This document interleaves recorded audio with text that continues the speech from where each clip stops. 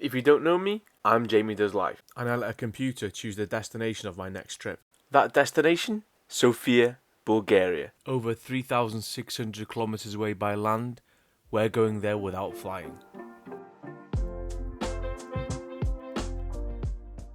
After travelling through Europe for 3 days by bus, we landed in Slovenia, our first new country.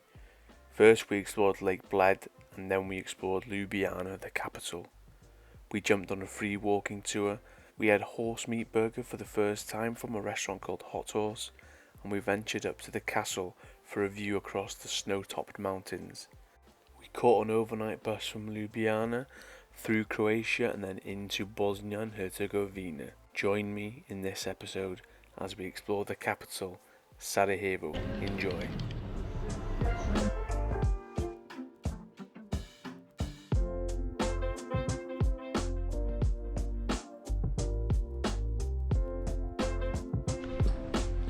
So good morning from a snowy, cold Sarajevo, the capital of Bosnia and Herzegovina, with a population of just over 300,000 people, heavily influenced by the Ottoman Empire. There's a rich history and culture here in Sarajevo, which is reflected in the cuisines, the architecture and religion here. It's just gone 8 AM. I've been for a couple of coffees in a coffee shop around the corner. €3.50 for 2 coffees. Now I'm gonna see if I can check in to my hostel. Sarajevo has obviously had a bit of troubled history. Sarajevo siege during the Bosnian War, which we'll get to learn about that today while we go on a tour of the siege locations and history of the war. The old town is still waking up, all the shops are closed, but there are more people now than when we first walked through. It was like a ghost town earlier on, but it looks very nice of what I can see so far. Especially all the snow on the rooftops and things like that. This place is steeped in history. Look at that old building there, looks like a church of some sort. In the Vagabond hostel in Sarajevo, £12 a night, and this is the common room. I'm just charging a few of my things. Big day of exploring. This is an Orthodox cathedral. Will it be open? Nope. Snow's still falling here in Sarajevo, and I've got my only cap on, summer hat. The only hoodie I've got is on, and the only pants I've got are on. Do you know, I really should have checked the forecast. But next week, after I go home, the weather in the Balkans is 20 degrees, whereas today it's -1 and 1. There you go, that's a better angle of that church. Cathedral even. You can just see the snow on the trees. Bloody hell. Oh yeah, this is it, the Orthodox Church. One of the largest Orthodox temples in the Balkans. And if you don't know what the Bosnian flag looks like, it's that blue one there with the yellow triangle and the stars. So running through the heart of Sarajevo is the Miljacka River. Now I just crossed the bridge behind me and I had a big stench of piss because there was like big bits of tissue and that floating in there a minute ago. Surely not, you can't have an open sewer running through your main city, can you? I don't know, I'll have to Google that because it was an awful smell. Might just been a coincidence. But here we go, the Miljacka. Oh, so this is embassies, Embassy of the Republic of Serbia. I don't know if you're allowed to film embassies. Like obviously I was filming the United States and Russia embassies yesterday in Ljubljana. Imagine I just got like popped for like national security, bang. No questions asked. No, I'm sure you're allowed to film them, just probably nothing sensitive or no one important, I guess. This is the Turkish embassy. Wonder if the British one's close by. The whole thing is. So we're coming up to the famous Latin Bridge. So this is the Latin Bridge. So why is the Latin Bridge so important?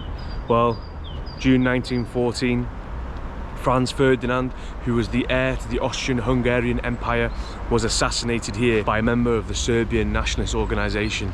This is said to be what sparked off World War I, which Austria-Hungary used as a reason to declare war on Serbia, which then led to a chain of reactions throughout Europe and led to full-scale World War I. So because I had so much fun on the walking tour in Ljubljana yesterday, I found a free walking tour today that starts at 10. Wait, is it 10 or 10:30? 10:30 a.m. Free tour as usual. Tip the staff as you would. I don't know how long it is, between an hour, hour and a half, 2 hours. So I'm going to do that, get to know a bit of the history of the city. And then we've got the war tour, the siege tour booked at 2 p.m. by the same company, but the siege tour is 25 euros. It's 4 hours and you do quite a lot of things. So yeah, I'm just still by the river. That was the Latin Bridge where we just passed. Yeah, I guess it's probably right for me to tell you that there's a lot of Islam here in Bosnia and Herzegovina, probably due to the Ottoman empires. Snow is falling here in Sarajevo. We are now back in the bazaar area, which is the Baskarica area, which is a Turkish word for like primary or head marketplace. So when the city was first founded, this is the area where first settlements began.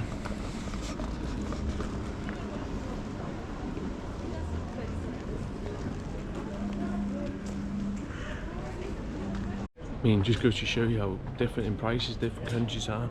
When we were in Slovenia, magnets were €3.50 and here they're €1. So that cafe on the corner is where we had the coffee this morning, Sara it's called. So you can see up into the hillside, all the houses. The snow looks pretty thick up there. Must be harsh conditions here in the deep winter. This is another mosque here in the old town, in the Turkish bazaar area. You also got your Turkish delights in the window.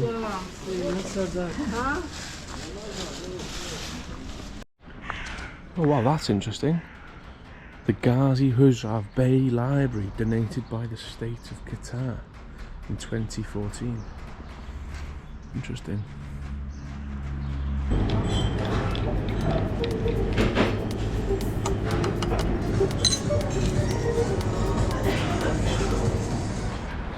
So I thought the bill's at €2.5.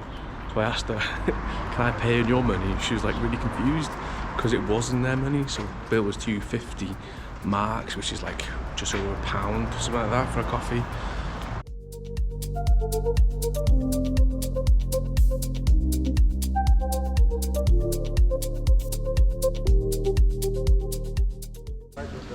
So, this is a grand mosque of Sarajevo. It's a masterpiece of the Ottoman architecture here. Mosques, Muslims don't believe in idols, so there is no faces of the god on the walls. What you find is either ornaments or calligraphy. You see some basic calligraphy over there on the entrance to the mosque. If you're interested a little bit more in calligraphy, under the fountain there is 8 different styles. 8 different styles of calligraphy. Same as 360 plus, but doesn't matter. 365 plus. It's 8 hours from now till sunset. Doesn't mean anything for us, but for worshipping Muslim, worshipping Jew, it means a lot. They have to pray in that moment. It's end of the day. And especially during Ramadan, for the Muslims will mean that it's end of their fasting day. They don't eat from sunrise till sunset. So the sunset is a moment when they will be allowed again to eat. Did you hear some shot last night? So imagine now Ramadan. Today is so easy, you know, whoever fasts, he has a mobile phone and he knows that sunset will happen at around 7 o'clock. They will have this timeline of the sunset. So today is easy, you know until when you are fasting. But imagine in the 17th century, when no one has clock, the only clock in the city is this one. It's important clock, right? Ramadan can be in the winter, right? Because of the lunar year, Ramadan can happen in January, so day is short. Sun is up for 6-7 hours. You don't care. You don't care when the clock is going to hit 12. You can wait 10 more minutes. When you see sky gets dark, you're eating, right? But imagine Ramadan hits in the summer. And now it's 17 hours of fasting. It's a long day, right?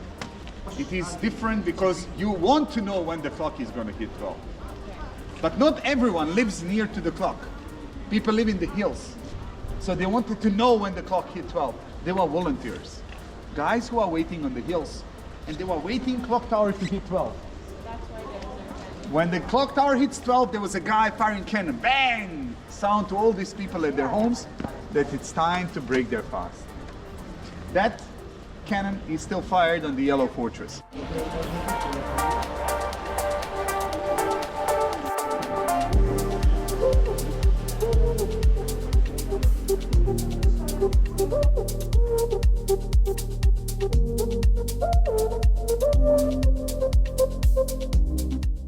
This is the oldest street in the city, Coppersmith Street.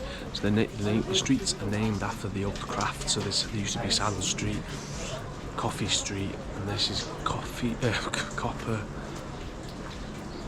something Street. I just said it, but I've forgotten what it's called already. And all these types of things outside.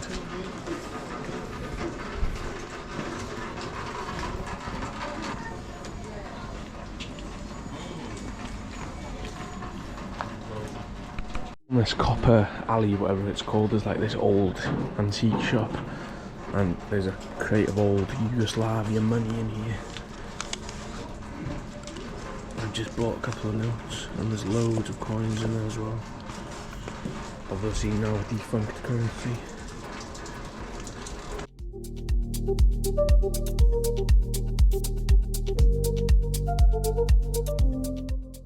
We've crossed the river and we're now walking towards the Latin Bridge, but you already know all about that because I told you all the facts earlier. Now, life in Sarajevo. From the Ottomans to Austrians, it was a very big difference. Ottoman Empire, yeah, it's good in the 16th century, they built all of that. But in 18th and 19th century, that's like the end of the empire. They are like, it was very hard times here, and they're all the time clashing with the Austrians. We are paying biggest price for it because Austrians, they're invading. So when they made finally deal, it was a renaissance. Railroads, universities, public buildings. Bosnia was promoted as the best place for investments in the Austro-Hungarian Empire. Ottomans, they never touched our mines. So Austrians, when they arrived, they started building mines. You know, they have seen that we have a lot of natural resources. So economy started working. He arrived in the city hall and he was very mad that this could happen, how this could happen, that they welcomed him with a shot and everything. They told him it was a one-man show, that this could never happen again. On the way back from the city hall, they will not go in this street anymore. That was the initial plan. They will change plan, they will just continue straight to visit some people in the hospitals, and that will be the end of the visit. So when the car started moving back from the city hall, driver is turning to the right. So you can see the wheels of the car are turned to the right, and actually when the driver went in that street, they told him it's a mistake that he's supposed to return back. While the driver was trying to maneuver, Gavrilo Princip was running out where the flag is from that window, and he's shooting basically a transferring line. This guy was immediately arrested. They found Belgium-made pistols with him, pistols which were sold to government of Serbia, and Austria connected Serbia with everything. But it would not be First World War unless the other countries joined that war. Russia backed up Serbia, Germany backed up Austria, and the First World War broke. It ended up the greatest war in the world history, which took 18 million lives. Other guys did not think that just saying, did not think that What final flag was introduced? did not think Without some hard feelings, this flag was nothing over there, without emotions, but still they are very divided of roses. Each time you see a rose, you know that there are at least 3 victims there. Number goes up to 67, and there are still 50 roses around Sarajevo which survive.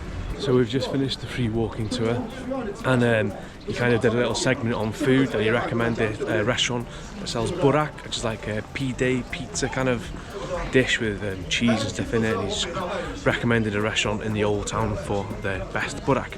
So that's where I'm going to go now and try and have some lunch. Burak. And everyone's looking at me walking through the old town.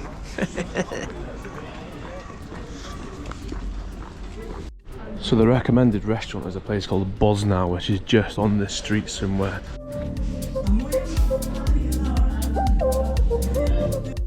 I was so excited eating it, I forgot to tell you how it was. It was really good, but also really filling due to the pastry.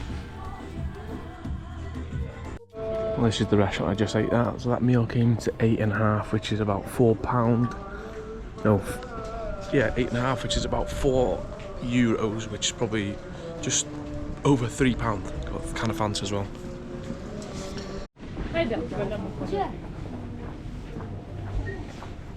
Now you might remember this morning when we walked through this area, it was absolutely dead. And I keep saying that because I can't imagine how much has changed since this morning.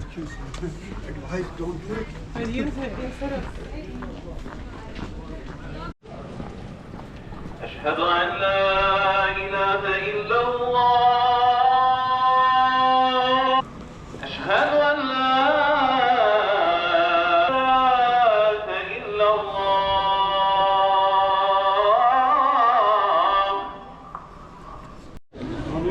So here in the middle of the road it says Sarajevo Meetings of Cultures. So in the west you've got the new town, in the east the old bazaars and Ottoman influenced areas. The Austro-Hungarian Empire built these large high-rise buildings similar to how you see in Vienna at the moment, large boulevards to go away from the small street types and the introduction of apartments and shops underneath. I learned that, by the way, the guy didn't tell me that, I promise. This is where I'm staying, the Vagabond Hostel.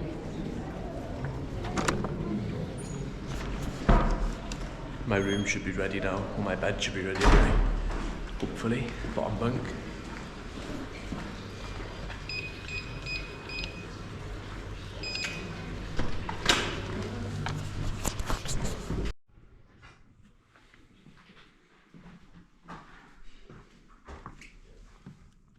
After having lunch and checking into the hostel, it was time to head over to the ticket office to start the 2 PM tour of the Sarajevo siege. The first stop was up to the Yellow Fortress, where in the previous tour the guide was telling us that a cannon fires a shot at sunset every night.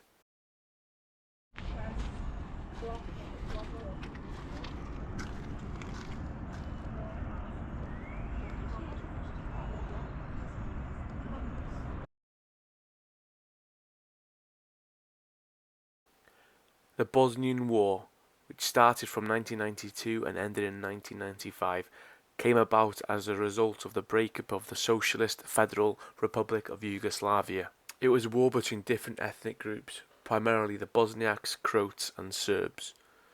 The city of Sarajevo, where we are now, faced a tragic siege during this war, and many innocent people were killed.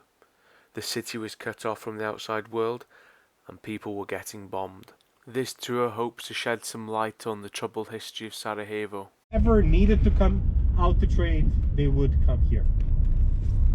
Unfortunately, the place was targeted 2 times. The biggest massacres of the civilians had actually taken place in this place. First attempt, 43 people had been killed. Second attempt, 68 people. Of Sarajevo's governmental hospital. And this building that you can actually see just on the very right hand side of ours. This one here on the right. This is the building where I was born in, basically.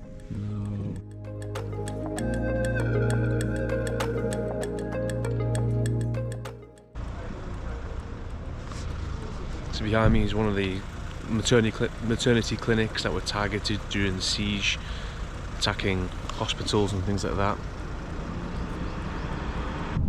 So Sarajevo, for almost the entire period of the war, was a town without any electricity. In households we usually use candles.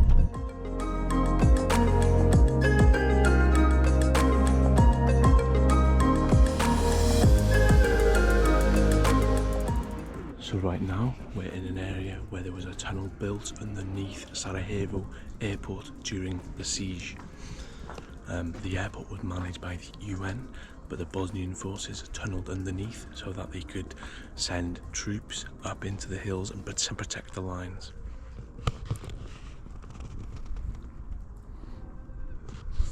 At one stage the tunnel was 800 metres long.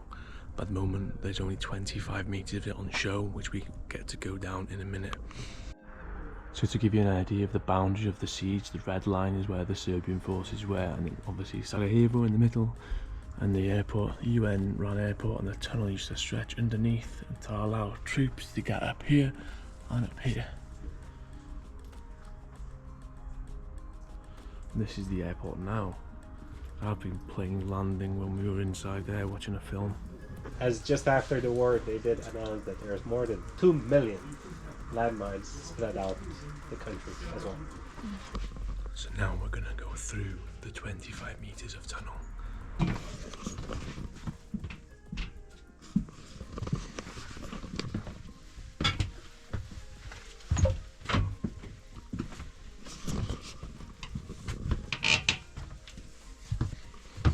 So fucking shallow.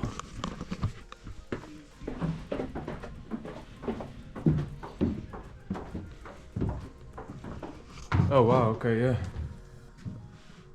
Oh, cool. I might as well stop. So there's also a 100-meter long section of tunnel which you have to wear a hat for. This is it.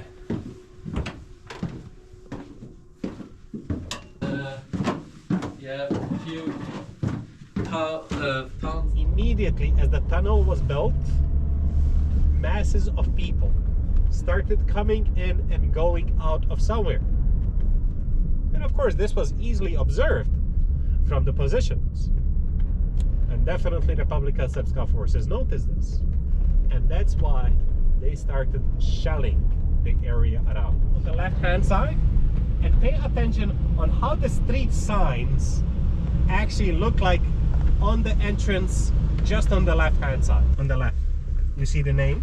It says Trg Sabora Bosanskog. Latin alphabet, green sign, and the name of Trg Sabora Bosanskog.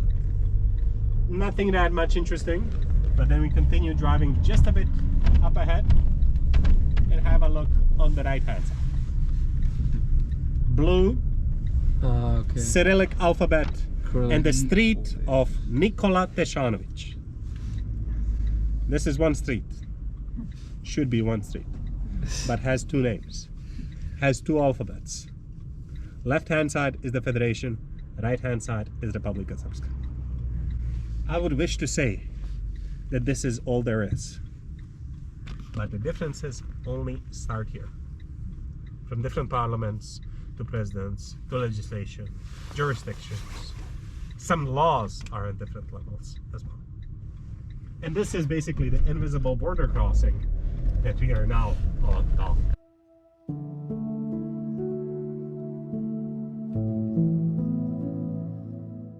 Before the war, this was the suburbs of Sarajevo.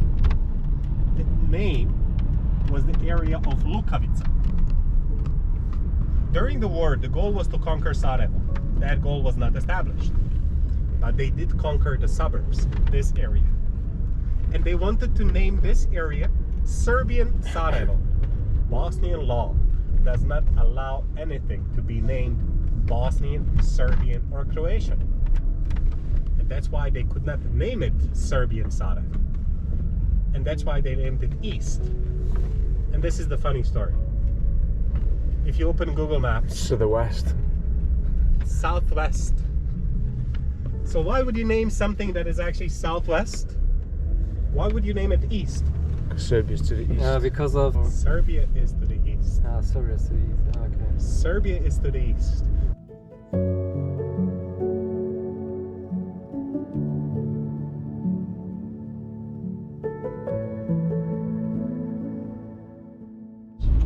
That you are now in Republika Srpska, as if you were not in Bosnia and Herzegovina, which is a mess.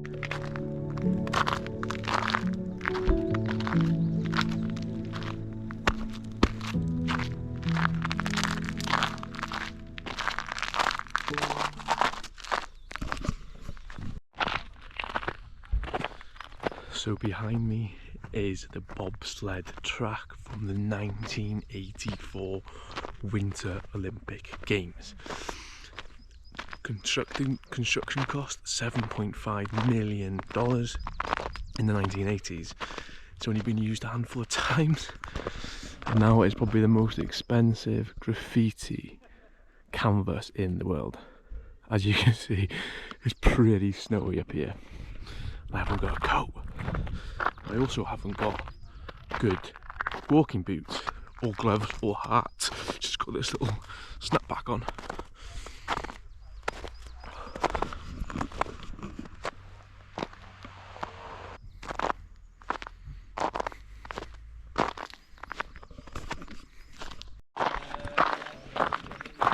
Temperatures up here currently -1 degree.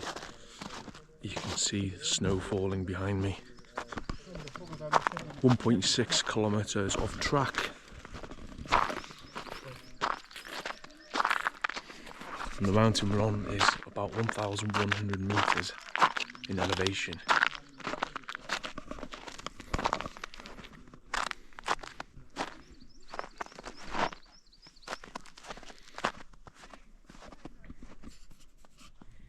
Ja, also diesen Teil der Sarajevo.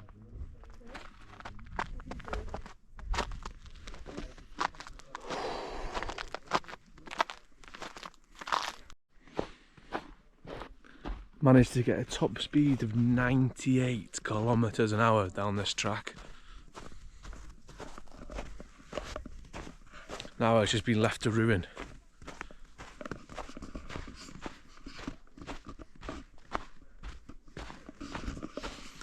If you ever come into the capital of Bosnia, Sarajevo, definitely worth doing the Fall of Yugoslavia tour through Meet Bosnia Tours. €25, 4-hour trip, brilliant, really worthwhile. Although bring a coat if you come, and some gloves, or try not to come in the winter, or spring even.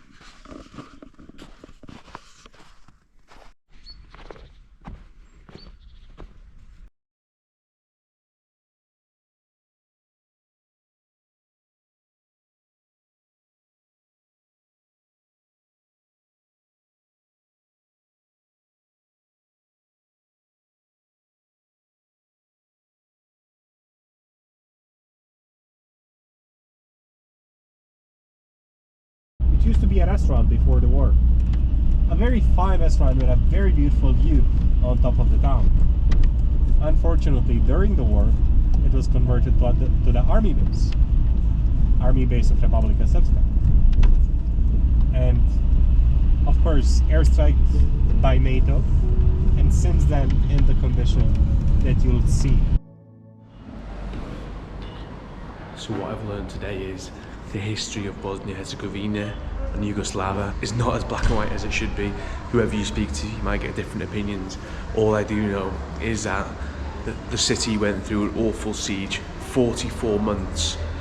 On one day there was a maximum of 3,000 mortar strikes on the city, but averaged just over 300 mortar strikes every single day. But yeah, hope you enjoyed this video today. Tomorrow we go to Mostar, early doors. Right then, I'm going to go hostel, get my bag ready to leave tomorrow morning.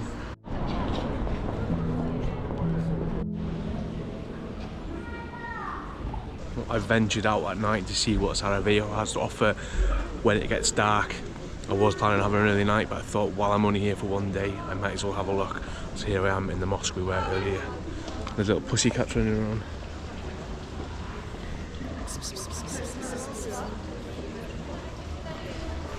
So we're in the old town. We're going to have just a quick walk around, see what it's about. Apparently all the mosques and churches are lit up nicely, so should look good for the gram, hopefully.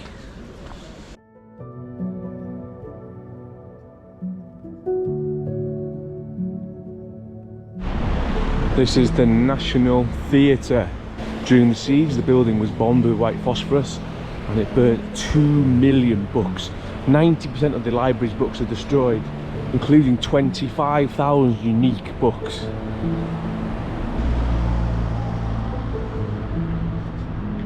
Sarajevo. This sign here is for Europe's oldest toilet, 1530.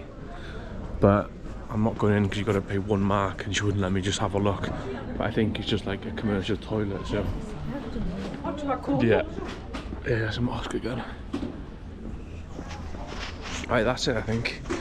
We've seen Sarajevo, we've learnt the history, we've seen some of its dark turbulent times, we've seen the old time in night time, in the daytime. yeah, I think we've seen all we can to see today, to be honest. Tomorrow morning we've got a 6 AM bus to the station, train to Mostar, hopefully enjoy and continue our Bosnia adventure tomorrow. Thanks for watching, and as always, see you on the next one.